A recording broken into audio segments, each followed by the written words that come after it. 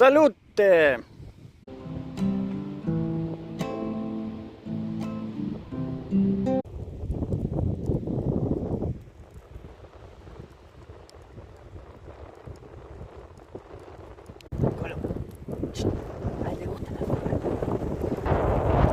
Y así quedó el muchacho después de la fogata,